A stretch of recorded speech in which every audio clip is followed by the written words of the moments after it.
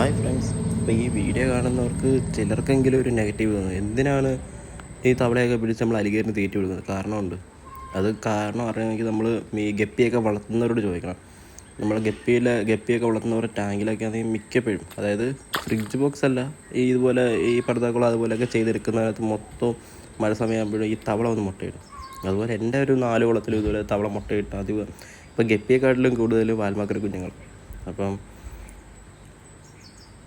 നമ്മുടെ ഗപ്പിയെല്ലാം ഇവന്മാർ പിടിച്ച് തിന്നും, തവളയായാലും ഇതൊക്കെ.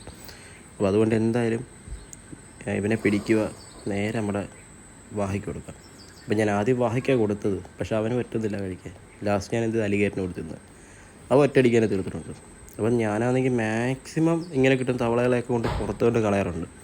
പക്ഷെ എന്തായാലും 1-2 ദിവസം തിരിച്ച് വീണ്ടും വരും, നമ്മുടെ കുളത്തിൽ മൊത്തം ഒരു മാല പോലെ മുട്ടയിട്ട് വയ്ക്കും. അപ്പോൾ ഇത് എടുത്ത് കളയുമെന്നാണ് എൻ്റെ രാവിലത്തെ എൻ്റെ പരിപാടി. അപ്പോൾ ഇനി തൊട്ട് അങ്ങനെ ചെയ്യുന്നില്ല. ഇങ്ങനെ കിട്ടുന്ന മറ്റെല്ലാം ഇതുപോലെ അലിഗേറ്ററിന് കൊടുക്കുക. അലിഗേറ്റർ ഇതൊക്കെ കഴിച്ച് സൈസ് വയ്ക്കട്ടെ. അപ്പോൾ അങ്ങനെ ഇന്നൊരെണ്ണത്തിന് കിട്ടിയതിനെ ഞാൻ കൊടുത്തിട്ടുണ്ട്. ഇനി കിട്ടുന്നതിന് ഇതുപോലെ അലിഗേറ്ററിന് കൊടുക്കുക. അപ്പം ഗപ്പി വളർത്തുന്നവർക്ക് അറിയാൻ പറ്റും തവള ഉണ്ടാക്കുന്ന ഇത്രയും പ്രശ്നങ്ങൾ. ഇനി മുതൽ തവളകൾക്ക് ഇതായിരിക്കും ശിക്ഷ. അപ്പോൾ ഓക്കെ ഫ്രണ്ട്സ്, ഈ ചാനൽ കാണുന്നത് സപ്പോർട്ട് ചെയ്ത് കൂടെ നിൽക്കണേ. അപ്പോൾ ഓക്കെ, ബായ്.